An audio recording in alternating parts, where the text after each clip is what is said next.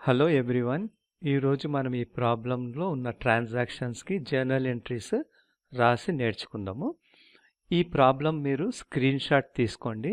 Even డిస్క్రిప్షన్లో కూడా నేను ఈ ప్రాబ్లంను మీకు ఇస్తాను. ఓకే, జర్నల్ ఎంట్రీస్కి మనకు గుర్తుండాల్సింది 5 కాలమ్స్ అన్నమాట. ఈ 5 కాలమ్స్లో date, particulars, ledger folio, debit and credit, ఈ 5 కాలమ్స్ కంపల్సరీ మనము ఫార్మాట్ గుర్తుపెట్టుకోవాలి. అంటే ఇప్పుడు ఈ బిజినెస్ సంబంధించిన ట్రాన్సాక్షన్స్ రామ్ అనే వ్యక్తి ఈ బిజినెస్ స్టార్ట్ చేసిండు. Ram started a business with cash ₹1 lakh on 1st January 2026. ఈ ట్రాన్సాక్షన్కి మనం ఎట్లా అంటే, రామ్ స్టార్టెడ్ బిజినెస్ అంటే ఈ బిజినెస్ కోసం రామ్ ఏదైతే ఇన్వెస్ట్మెంట్ చేసిండో 1 lakh, ఇది క్యాపిటల్ అన్నమాట. ఈ క్యాపిటల్ కాబట్టి క్యాష్ మనకు వస్తుంది. క్యాష్ ఏంటి? Real account. రియల్ అకౌంట్ ప్రకారము ఏంటి ఎంట్రీ అంటే golden rule, debit what comes in. అంటే క్యాష్ బిజినెస్కి వచ్చింది కాబట్టి క్యాష్ అకౌంట్ డెబిట్ 1 lakh అనమాట. ఈ డెబిట్ సైడ్ 1 lakh, కొద్దిగా స్పేస్ ఇచ్చి 2 అని రాయాలి మనము. To Ram's capital account. ఈ రామ్ అనే వ్యక్తి పర్సనల్ అకౌంట్ కాబట్టి పర్సనల్ అకౌంట్ ప్రకారం ఏంటి? Credit the giver, debit the receiver, credit the giver. అంటే ఈ రామ్ అనే ఓనర్ ఏంటైతే ఇన్వెస్ట్మెంట్ చేసిండో అది అప్పు బిజినెస్కు. ఆ అప్పు ఎవరికి ఇవ్వాలి? బిజినెస్ అనేది రిటర్న్ ఇవ్వాలన్నమాట. To capital, credit 1 lakh. As a dual entry ప్రకారము, సిస్టమ్ ప్రకారము డెబిట్ ఎంత ఉంటే క్రెడిట్ కూడా అంత ఉండాలన్నమాట. ఇక్కడ మనకు ఒక్కరే పార్ట్నర్, ఒక్కరే ఉన్నారు కాబట్టి Ram account capital, Rams capital account అన్నాం. అట్లా కాకుండా ఒక ఇద్దరు వ్యక్తులు ఉన్నట్లయితే, ఇద్దరు కలిసి బిజినెస్ స్టార్ట్ చేసినట్లుంటే ఒకరు 1 lakh, ఇంకొకరు 2 lakhs అనుకుందాం. అప్పుడు క్యాష్ అకౌంట్ డెబిట్లో 3 lakhs వేసి ఇక్కడ to Ram's capital account 1 lakh, ఇంకా రవి అనే అతను ఉంటే to Ravi's capital account 2 lakhs. అంటే ఇటు సైడ్ 1 lakh, 2 lakh, ఇటు సైడ్ 3 lakhs టాలీ అయిపోతుంది అనమాట. ఇక్కడ ఒకరే పార్ట్నర్. ఓకే, ఈ బిజినెస్ స్టార్టెడ్ విత్ క్యాష్ అంటే ఇక్కడ ఏంటి? Business started with cash as capital అదనమాట ఫస్ట్ ఎంట్రీ. సెకండ్ ఎంట్రీ వచ్చేసి, ట్రాన్సాక్షన్ వచ్చేసి January 2కు క్యాష్ డిపాజిటెడ్ ఇంటూ SBI. అంటే ఈ 1 lakhలో మొత్తం బిజినెస్లో పెట్టుకోకుండా కొద్దిగా 60,000 బ్యాంక్లో డిపాజిట్ చేసిండు. ఏ బ్యాంక్లో డిపాజిట్ చేసిండు అంటే SBI బ్యాంకులో. డేట్ వచ్చేసి 2, SBI బ్యాంకులో డిపాజిట్ చేసిండు. బ్యాంక్స్ కానివ్వండి, కంపెనీస్, ఇవన్నీ పర్సనల్ అకౌంట్. దీని ప్రకారం ఏంటి? Debit the receiver. అంటే SBI అకౌంట్ డెబిట్, SBIలో డిపాజిట్ చేసినాం కాబట్టి SBI account debit 60,000 to cash. Cash అనేది రియల్ అకౌంట్. రియల్ అకౌంట్ ఏంటి? Debit what comes in, credit what goes out. అంటే ఇక్కడ క్యాష్ బిజినెస్లో నుండి వెళ్తుంది కాబట్టి పోయేదాన్ని మనం క్రెడిట్గా, ఇది రియల్ అకౌంట్ ప్రకారం. ఇదేమో పర్సనల్ అకౌంట్ ప్రకారము డెబిట్ ద రిసీవర్ అనమాట. నరేషన్ వచ్చేసి being cash deposited into SBI bank. ఏ బ్యాంక్? ఒకవేళ వేరే బ్యాంక్ ఉంటే వేరే బ్యాంక్ పేరు మనం రాసుకుంటాం అనమాట.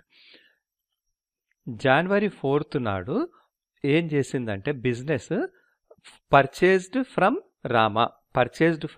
రామా అని ఉంది. ఎంత? 4,000 రూపీస్. ఇక్కడ మనము పర్చేజెస్ అన్నప్పుడు ఒక విషయం ఆలోచించాలి. ఈ పర్చేజెస్ అనేటివి ఒకవేళ మనం బిజినెస్కు ఆ ఐటమ్స్ మళ్ళీ సేల్ చేసి ప్రాఫిట్ తెచ్చుకోవాలి అనుకుంటే అది వచ్చేసి మనకు పర్చేజెస్ అకౌంట్ అని రాస్తాం. అట్లా కాకుండా మనం ఏదన్నా ఒక ఐటమ్ అంటే బిజినెస్కే వాడుకోవడానికి, బిల్డింగ్, ల్యాండ్, ఫర్నిచర్ ఇటువంటివి బిజినెస్ కోసం వాడాలి అనుకుంటే, కంప్యూటర్, బిజినెస్ పర్పస్గా, అప్పుడు అది పర్చేజెస్ కాదు. ఎందుకంటే ఐటమ్స్ను మనం కొన్న ఉద్దేశం ఏంటి? మళ్ళీ అమ్మేసి లాభం పొందాలి అనే ఉద్దేశం కాదు. ఇది బిజినెస్ కోసము వాడుకోవాలి అనే ఉద్దేశంతో కొన్నాం కాబట్టి అటువంటివి పర్చేజ్ చేసినప్పుడు ఇక్కడ మనము పర్చేజెస్ అకౌంట్ అనకుండా ఆ ఏదైతే మనము అసెట్ని పర్చేజ్ చేస్తామో దాని పేరు ఇక్కడ రాయాలన్నమాట. ఒకవేళ కంప్యూటర్ పర్చేజ్ చేస్తే కంప్యూటర్ అకౌంట్ డెబిట్ అని ఎంత అమౌంట్ అనేది రాయాలి. ఇది మాత్రం ఇక్కడి పర్చేజెస్ అంటే మనము ఇవి మనం తర్వాత అమ్మి మళ్ళా ప్రాఫిట్ కోసము తీసుకొచ్చిన purchases. Next to Rama.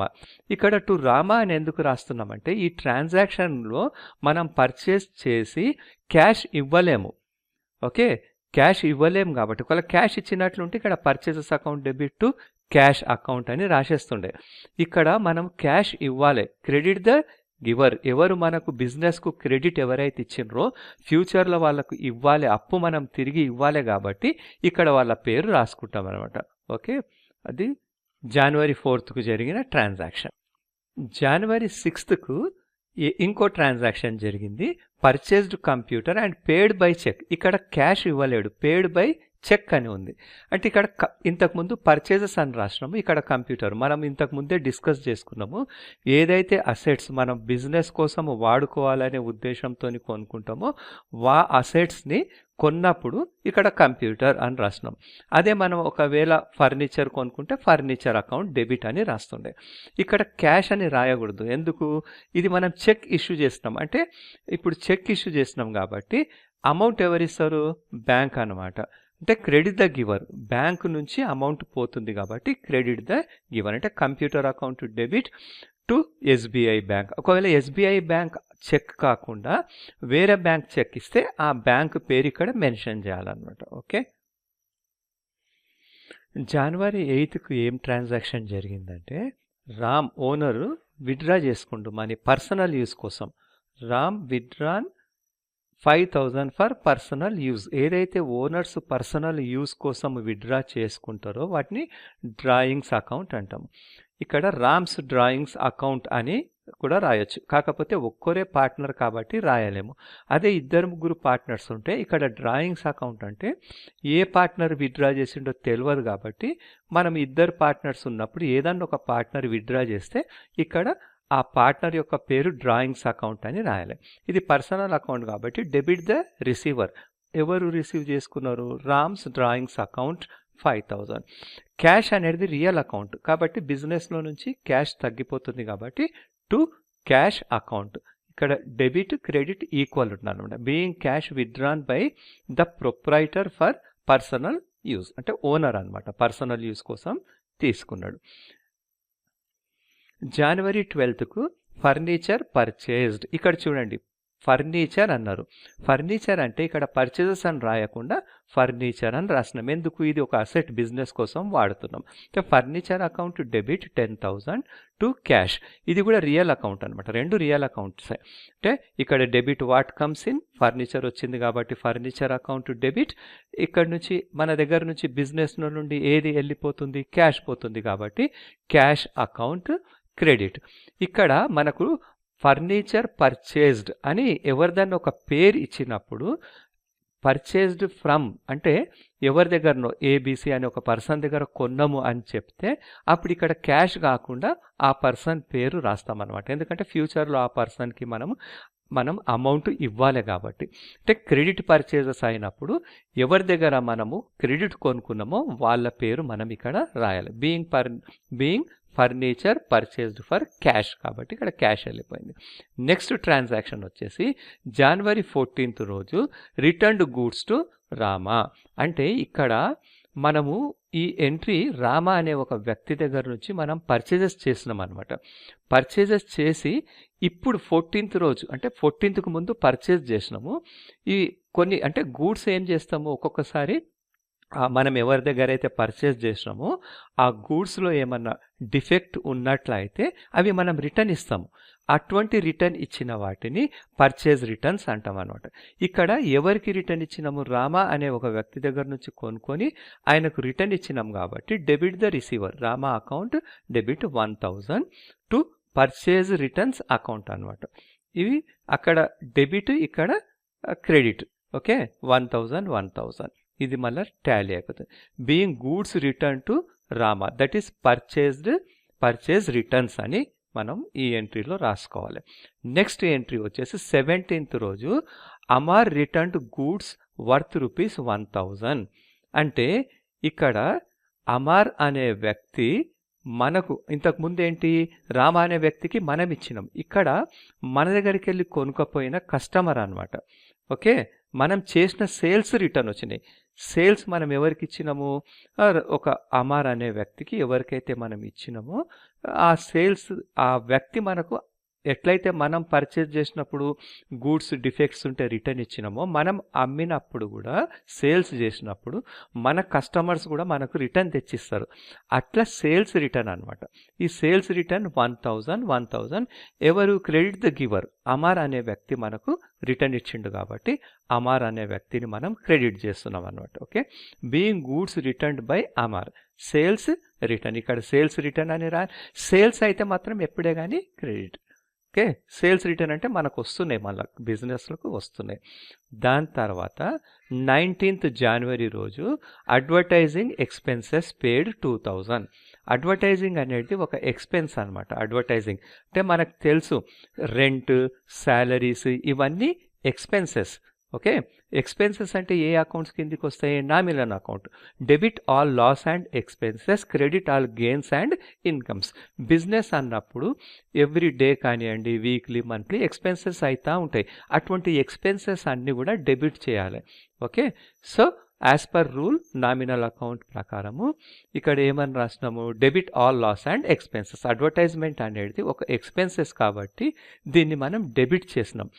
Next అడ్వర్టైజ్మెంట్కు మనము ఏం చేసినాము? చెక్ ఇవ్వలేము. ఒకవేళ చెక్ ఇచ్చినట్లుంటే ఇక్కడ బ్యాంక్ అని రాస్తుండే. క్యాష్ ఇచ్చినాం. మనం క్యాష్ ఇచ్చినాం కాబట్టి to cash. Credit what goes out అనమాట. ఇక్కడ రియల్ అకౌంట్ క్యాష్ బిజినెస్లో నుండి వెళ్ళిపోతుంది కాబట్టి క్యాష్. ఇక్కడ చూడండి 2000. Being advertisement expenses paid by cash. Okay. ఇది. దాని తర్వాత 22nd Januaryకి deposited cash into bank.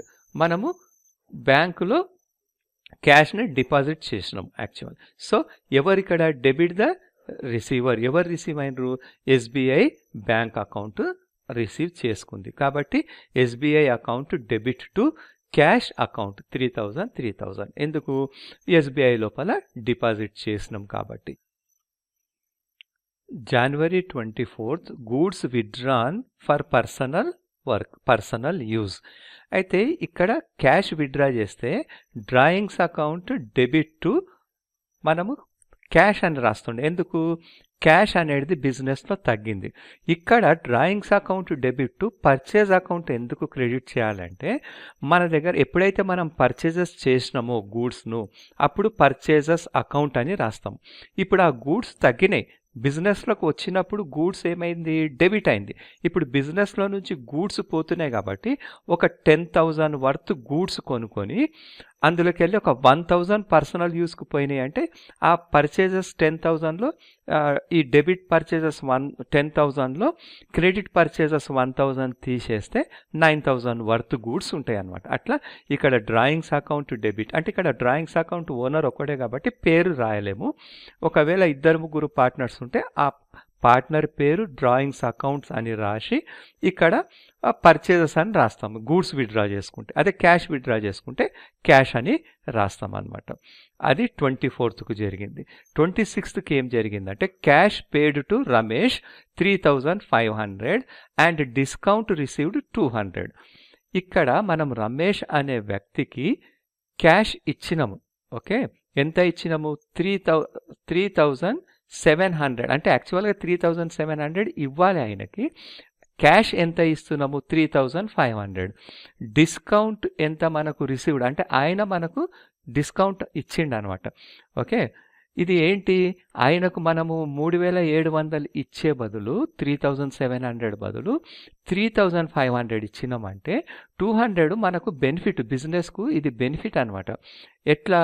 Nominal account ప్రకారం debit all loss and expenses, credit all gains. అంటే ఈ డిస్కౌంట్ మనకు వేరే వాళ్ళు ఇస్తే లాభం, మనము మన దగ్గర కొన్న కస్టమర్స్కి డిస్కౌంట్ ఇస్తే అది మనకు లాస్ అనమాట. Expenses loss. అందుకే డిస్కౌంట్ విషయంలో బాగా ఆలోచించాలి.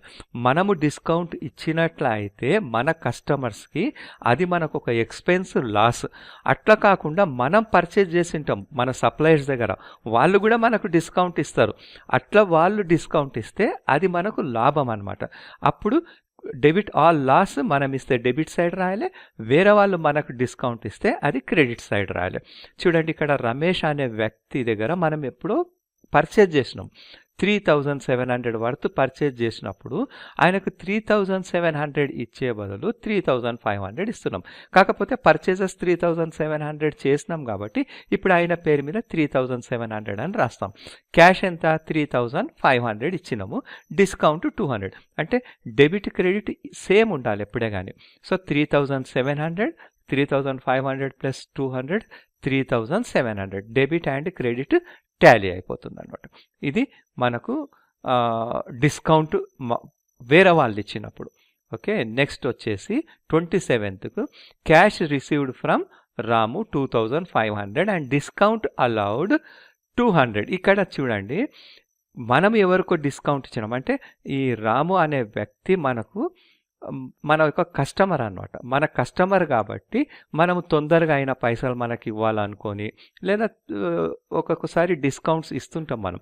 సో క్యాష్ ఇప్పుడు రాము అనే వ్యక్తి మనకి ఎంత ఇవ్వాలి 2700 ఇవ్వాలి, కానీ ఎంత ఇచ్చిండు 2500 ఇచ్చిండు. అంటే మనకు అమౌంట్ వచ్చింది 2500, ఇంకా 200 రాలేదు. ఇది అంటే మనము డిస్కౌంట్ ఇచ్చినాం కాబట్టి debit all loss and expenses. ఇక్కడ లాస్ అనమాట. నామినల్ అకౌంట్ ప్రకారము డెబిట్ ఆల్. ఇది రియల్ అకౌంట్ ప్రకారం వచ్చింది 2500, నామినల్ అకౌంట్ ప్రకారం 200, 2700 యాక్చువల్గా టు రాము అకౌంట్కి 2700 ఇచ్చేది. ఓకే, అప్పుడు ఇది డెబిట్.